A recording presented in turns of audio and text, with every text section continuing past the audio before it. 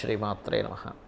అరుణాం కరుణాతరంగితాక్షీం ధృతపాశాంకుశపుష్పబాణచాపాం అనిమాదిభిరావృతాం మయూకైః అహమిత్యేవ విభావయే భవానీం. శ్రీమాత్రే నమః. ప్రేక్షకులకి ఆ లలితాంబిక అమ్మవారి యొక్క అనుగ్రహం పరిపూర్ణంగా కలగాలని మనస్ఫూర్తిగా కోరుకుంటూ మనం ఈరోజు నవంబర్ మాస ఫలితాలు ఎలా ఉన్నాయి, ముందుగా అసలు గ్రహస్థితి ఎలా ఉంది నవంబర్ మాసంలో చూసుకున్నట్లయితే మనకి మీనంలో శని, కుంభంలో రాహు ఉన్నాడు. 1వ తేదీ నుంచి చంద్రుడు రాహుతో కలిసి ప్రయాణం జరుగుతుంది. 30 రోజులకి 12 రాసులు తిరుగుతాడు. అలాగే గురువు కర్కాటకంలోకి వచ్చేసి ఉన్నాడు నవంబర్కి. కాకపోతే 12వ తేదీ మరలా వక్రిస్తున్నాడు గురువు. ఇది గుర్తుపెట్టుకోవాలి, చాలా ముఖ్యమైన అంశం. కేతువు వచ్చేసి మనకి సింహంలోని, శుక్రుడు 2వ తేదీ వరకు కన్యలో ఉంటూ 2వ తేదీ మళ్ళా తులలోకి వెళ్ళిపోతాడు.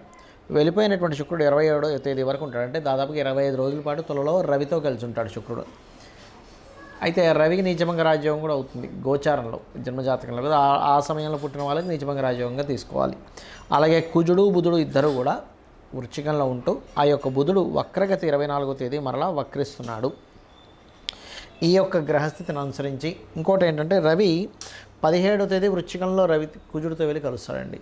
కాబట్టి ఈ యొక్క గ్రహస్థితిని అనుసరించి 12 రాసుల వారికి ఎలా ఉండబోతుంది, వారు ఏ విషయాల పట్ల జాగ్రత్త వహించాలి, ఏ దేవతారాధన చేసుకోవాలనేటువంటి అంశాలు మనం ఇప్పుడు ఒక్కొక్కటిగా తెలుసుకుందాం. అయితే ఈ విషయాలు చెప్తుంది నేనైనప్పటికీ కూడా చెప్పిస్తుంది సాక్షాత్ లలిత అమ్మవారిగా భావిస్తూ తెలుసుకుందాం.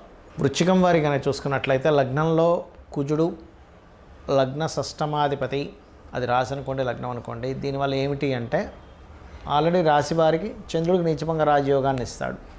అంటే పెద్ద మొత్తంలో మనీ కానివ్వండి, ఫాదర్ మూలంగా కానివ్వండి, గతంలో అయితే మానసికంగా కొంత స్ట్రెస్ అవుతున్నారో ఆ యొక్క స్ట్రెస్ని తొలగిస్తాడు ఇక్కడ కుజుడు వచ్చినప్పుడు.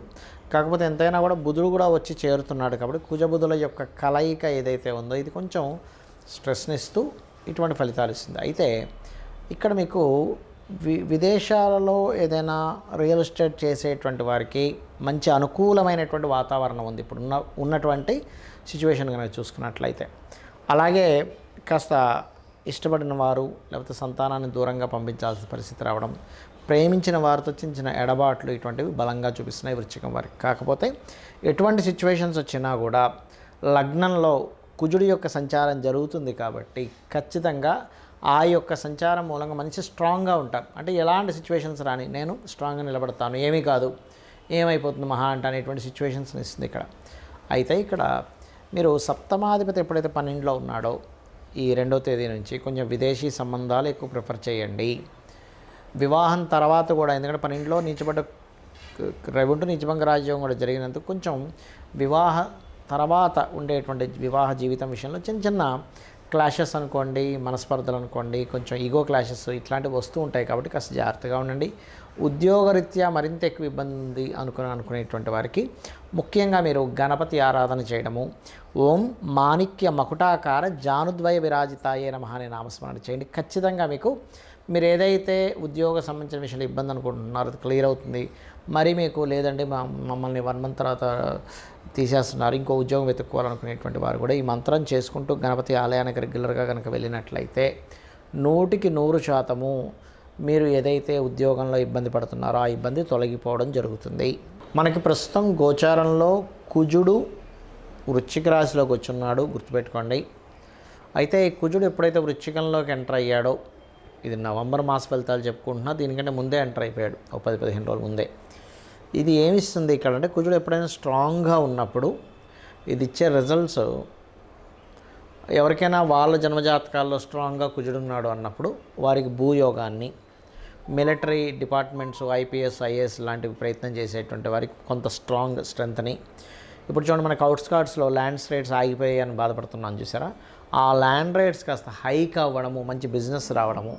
కొన్ని ల్యాండ్స్కి ఎప్పుడైతే బుధుడు వచ్చి మనకి వృశ్చికంలో కలుస్తున్నాడో బిజినెస్ సెంటర్లు అంటే మంచి రేట్లు పెరగడం లాంటిది ఇస్తుంది. కాబట్టి మీరు ఏదైనా సరే వ్యాపార సంబంధించిన విషయంగా మీరు ఏదైనా ల్యాండ్ మీద ఇన్వెస్ట్మెంట్ చేసుకోవాలనుకుంటే ఇది సరైన సమయమే, అందులో ఎటువంటి సందేహం లేదు.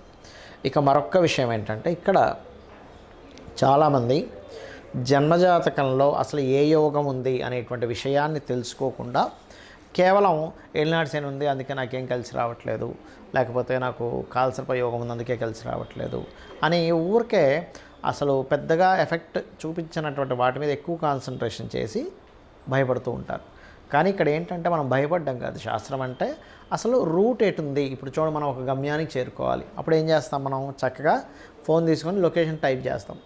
లొకేషన్ టైప్ చేస్తే వే చూపిస్తుంది మనం గమ్యం చేరుకోవడానికి. అలాగే ఆస్ట్రాలజీ కూడా ఏంటంటే అందరికీ ఇవాళ రేపు ఉన్నటువంటి ప్రాబ్లం ఏంటి, ధనపరమైనటువంటి ఇబ్బంది.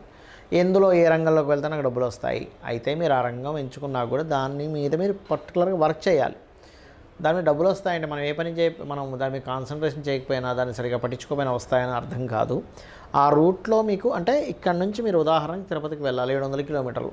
ఈ రూట్లో వెళ్తే వస్తాయి అంటే ఆ రూట్లో ఖచ్చితంగా మీరు ప్రయాణం చేస్తూ ఉండాలి. మధ్యలో ఆగిపోతే ఎలా ఉంటుందంటే కుందేలు తాబేలు కథలాగే ఉంటుంది. అది వెళ్ళే స్పీడ్గా వెళ్ళి మధ్యలో ఆగి కొంచెం నిద్రపోయినప్పుడు ఎలా అయితే తాబేలే గెలుస్తుందో, కాన్స్టెంట్గా ఆ రూట్లో ప్రయాణం చేసేవాడు ఖచ్చితంగా గెలుస్తాడు. అంటే దీనికి ఏమిటంటే మీ రెండవ అధిపతి, మీ ధనాధిపతి ఎక్కడ ఉన్నాడు, ఏ మార్గాల ద్వారా మీకు ధనం వచ్చే యోగం ఉంది. మీ సెకండ్ లార్డ్ ఎవరు, అసలు మేషం నుంచి మీనం వరకు సెకండ్ లార్డ్ ఎవరు, మీకు ఏ రూట్లో ఉంది అది వదిలేసి మనకు కొన్ని ఇంట్రెస్ట్లు ఉంటాయి. నేను పలానా ఇంట్రెస్ట్ అండి, ఫైన్, తప్పేమీ కాదు. కానీ మీ ఇంట్రెస్ట్ ఉన్నటువంటిది హాబీ వరకు ఉంటే ఓకే, కానీ దాని మీదే కంప్లీట్గా మీ యొక్క లైఫ్ ఆధారపడి మీ యొక్క సాంసారిక జీవితాన్ని కూడా దాని మీదే పనం పెట్టినట్లయితే ఏమవుతుందంటే మీతో పాటు మీ ఫ్యామిలీ మెంబర్స్ కూడా సఫర్ అవుతుంటారు మనం రాంగ్ రూట్లో వెళ్ళడం వల్ల.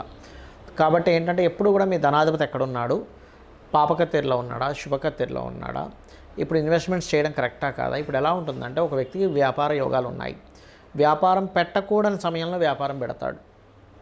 అప్పుడు రాంగ్ రూట్లో అంటే అది వ్యాపార యోగం ఉన్నప్పటికీ పెట్టకూడని సమయంలో స్టార్టింగ్లో కనుక అతను వ్యాపారంలో మొదలు పెట్టినట్లయితే ఇబ్బంది వస్తుంది. అలా అవన్నీ చూసుకోవాలి. అలా కాదండి, జాబే కొంతమందికి ఇక్కడ జాబ్ చేస్తే బాగుంటుంది, ఇంకొంతమందికి వేరే రాష్ట్రాలు మారితే బాగుంటుంది, మరికొంతమందికి వేరే దేశాలకు వెళ్తే బాగుంటుంది, మరికొంతమంది వాళ్ళు మీడియేటింగ్ రిలేటెడ్ బిజినెస్లే చేయాలి. కాంట్రాక్ట్ బిజినెస్లు అంటే వేరే వాళ్ళ దగ్గర కాంట్రాక్ట్ తీసుకుని వీలు చేయడము, లేకపోతే మీడియేటింగ్గా ఉంటూ చేయడం, ఇలాంటివి ఉంటాయి బిజినెస్లు. అంటే ప్రోడక్ట్ రిలేటెడా, లేనట్లయితే ప్రోడక్ట్ కాకుండా సర్వీస్ రిలేటెడ్ బిజినెస్లు చేయాలి. అసలు ఎప్పుడు కరెక్ట్, పెద్ద మొత్తంలో చేస్తే మంచిదా, చిన్న మొత్తంలో ఏదో సైలెంట్గా ఉండి చేసుకోవాలి. ఎందుకంటే ఇవన్నీ తెలియకపోతే ఏమవుద్దంటే పెద్ద మొత్తంలో ఏదో కొన్ని కోట్లు ఖర్చు పెట్టి పెడతారు, అవన్నీ పోతాయి, ఇబ్బంది పడతారు. అలా కాకుండా ఇక్కడే వెతుక్కుంటూ ఉంటారు జాబ్ కోసం, వాళ్ళకి విదేశాల్లోనూ లేకపోతే వేరే రాష్ట్రానికి వెళ్తే వస్తుందని ఉంటుంది, పాపం టైం అంతా వేస్ట్ అయిపోతుంది. సో మనకేంటంటే ఆస్ట్రాలజీ అనేటువంటిది స్పెసిఫిక్గా నువ్వు ఈ సమయంలో ఈ పని చేస్తే నీకు చాలా బాగుంటుంది, నువ్వు ఇప్పుడు ఈ డెసిషన్స్ తీసుకుంటే బాగుంటుంది, ఈ రూట్లోకి వెళ్తే బాగుంటుంది అని ఒక మార్గనిర్దేశం చూపించేది. జ్యోతి అంటాం అందుకే దాన్ని జ్యోతిష్ శాస్త్రం అంటే ఒక జ్యోతిలా వెలుగుని చూపించేది. అంతేగాని ఏలినాటి శని ఉందని భయపడ్డము, కాలసర్ప యోగం ఉందని భయపడ్డము, లేకపోతే ఇంకోటి ఏదో మహాదశ నడుస్తుందని భయపడడానికి కాదు. మనం ఒక గమ్యాన్ని చేరుకోవాలంటే అక్కడ నిలబడి భయపడం, ప్రయాణం ఎటు వెళ్ళాలో చూసుకుంటూ వెళ్ళిపోతాం.